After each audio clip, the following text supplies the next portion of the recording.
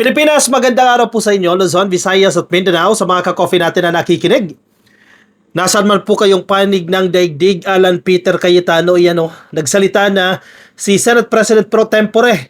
Siya po ang acting na Senate President, Win Gatchalian, pumunta ka sa opisina niya. Ngayon mo ipakita yung lakas ng loob mo. Again, Senator Alan Peter Cayetano, hindi ka na Senate President. Hindi na uubra yung kagustuhan mo na yung tao yung lalapit sa'yo. Sa kasalukuyan, mas mataas po ang posisyon ni acting Senate President Win Gatchalian sa'yo. So pumunta ka sa opisina niya dahil nagsalita si Win Gatchalian eh. Bukas ang kanyang puso. Bukas ang kanyang opisina. Ikaw, sabi mo, meron kang solution. Gusto mo makipag-usap kay Win Gatchalian. Lumabas ka dyan sa Facebook Live. Pumunta ka sa opisina ni Win Gatchalian at mag-usap kayo. Para may magawa kayo dyan. Kasi ang Malacanang, nagsalita ang Malacanang eh. Mag-usap-usap man kayo kung gusto nyo ng special session.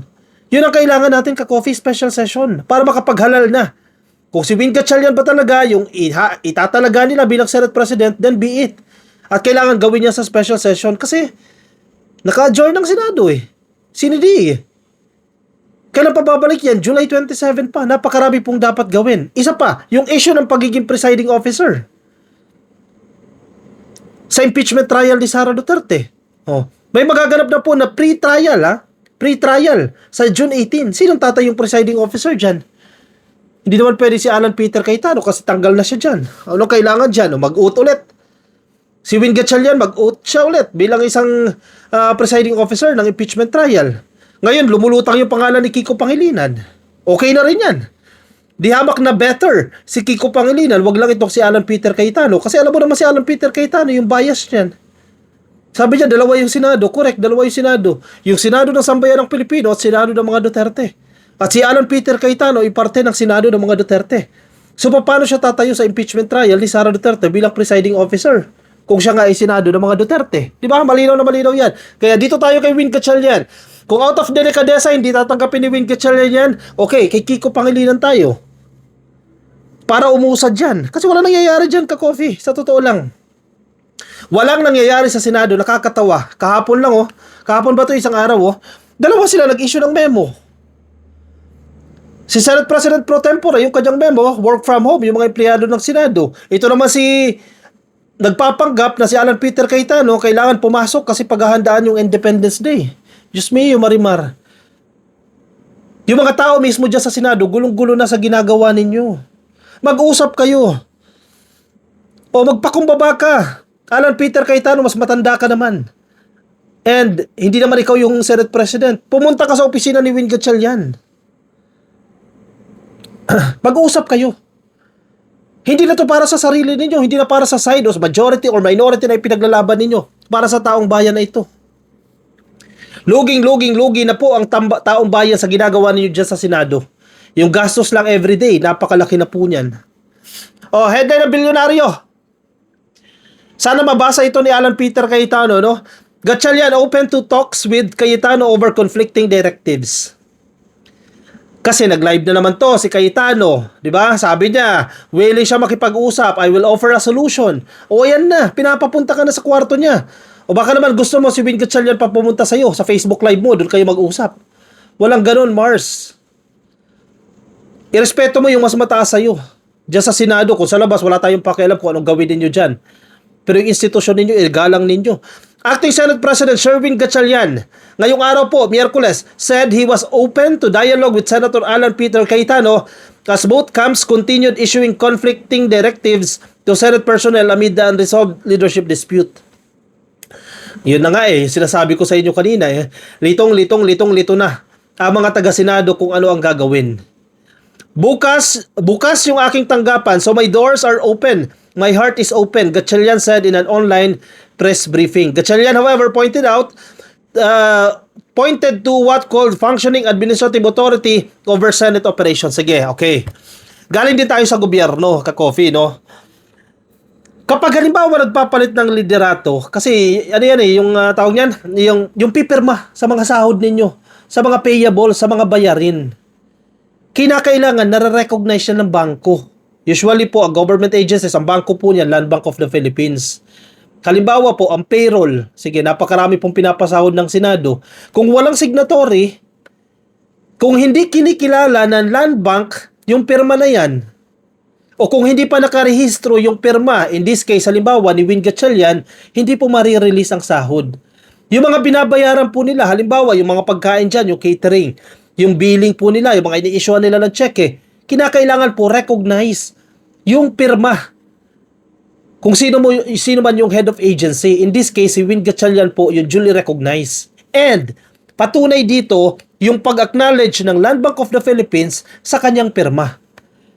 Kaya nabunutan ng tinik itong mga Senado kasi hindi naman didelay yung kanilang sahod dahil in-acknowledge na po ng Land Bank of the Philippines. Ibig sabihin, administratively, kinikilala nila si Win Gatchalian bilang head of the agency.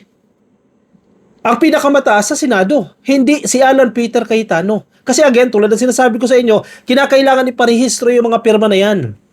Kahit maliit na company lang. Nire-register po yan at may mga ilang araw pa po yan bago aprubahan. Sabi po ni Win Gatchalian, and I quote him, Land Bank already completed the transfer of signatures. So nagpirma tayo ng cheque at nag-issue tayo ng mga dokumento para ma-debit account ng Senado. O yan. O, sinong bogus ka yun? Hindi mo pwede sabihin si Win Gatchalian ng bogus. Mismong Land Bank of the Philippines na mismo, kinikilala siya. O, not to mention, ang palasyo, ang presidente mismo, kinikilala yung leadership ni Win Gatchalian. Not to mention, yung House of Representatives, ang kinikilala nila yung leadership ni Win Gatchalian. Sabi pa ni Kiko Pangilinan, ikaw Alan Peter Cayetano, checkmate ka na. Bakit sobrang kapit ka sa posisyon? Sobrang kapit tuko ka. Ikaw yung nagdi-derail. Ikaw yung gumugulo. Ikaw yung nagpapabagal ng serbisyo, ng function ng Senado. Ikaw yun, Alan Peter Cayetano. Mahiya ka naman sa taong bayan. Mahiya ka sa kapwa senador mo. Ikaw yun ang gugulo dyan. Kasi yung iba mong mga tuta, susunod lang naman yan eh. Yan sila Loren Legarda, susunod lang yan. Yung mga Villar, susunod lang din yan sa'yo. Si Pia Cayetano, definitely susunod lang din yan. I think that is for me a clear evidence na meron tayong operational control sa Senado. Exactly. That's the term na hinahanap ko no? Operational control sa Senado. Na kanino po yan? Na kay Win Gatchalian. Therefore, sa mga nag-i-issue ng memo, kung ako yung empleyado ng Senado, ang i-acknowledge ko lang, o kung ako yung secretariat, ang i-acknowledge ko lang yung in-issue ng opisina ni Senator Win Gatchalian. Hindi yung kay Alan Peter Cayetano. Again, dahil hawak nila ang operational control.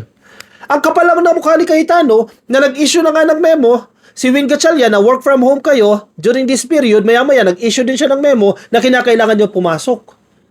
Ang gulo, di ba? Bakit ayaw nyo magbigay? Ang gulo-gulo nyo. Gulong-gulong-gulo. Ang taong bayan, gulong-gulong-gulong-gulo na dyan. Cayetano, still asserting he remains Senate President, ordered staff to report on site in preparation for Independence Day activities. Talaga nga naman, oo. While Gatchalian directed employees to work from home during the same period, citing security assessments and operational adjustments. Sino susundin ng mga empleyado ng Senado? Malinaw na malinaw po yan. Kung empleyado ka ng Senado, work from home kayo. Definitely, yung empleyado, mas gusto yan work from home. May time kayo para sa pamilya ninyo. Plus, long holiday ito long weekend ito Walang pasok ng A12. Sabado, Linggo, walang pasok, no? And usually naman, Webes, wala naman pasok yan dyan sa Senado, no? Mostly, walang session yan Maliban na lang kung may mga committee hearings. Pero yung mga organic dyan, halimbawa, security, admin, finance, etc. Everyday may trabaho po sila niyan. Pero yung mga senatorial staff, yung mga legis na sinasabi natin dyan, usually wala rin silang pasok. Okay.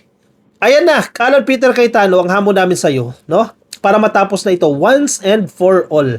Pumunta ka sa opisina ni Win Gatchalian, bukas yung kanyang opisina, then talk with one another. Pag okay na kayo, settled na kayo, mag-request kayo ng special session mula sa presidente. Dahil yan po ang hinihintay ng ating presidente. Magkasundo muna kayo dyan. And then request a special session. At sino ba naman ang presidente para hindi tanggihan yan? Kinakailangan natin yan para matulungan natin yung mga biktima ng lindol dyan sa Mindanao. Kinakailangan ng mga legislation or ano bang resolusyon ang kinakailangan dyan para sa relief operations ng mga kababayan natin na biktima ng lindol. Labas ka na dyan sa Facebook Live mo, Alan Peter Cayetano, makipag-usap ka. Anyway, ikaw naman ang nauna na nagsabi na willing ka, you will offer a solution. Pero wag term sharing ha.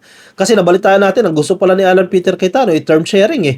Gusto pa makihati kay Win Gatchalian eh. Kapal naman ang mukha mo, sir. Term sharing ka pa, ano to? Parang panahon lang ni Digong, may term sharing kayo ni Lord Velasco. Hindi naman tama yun, di ba?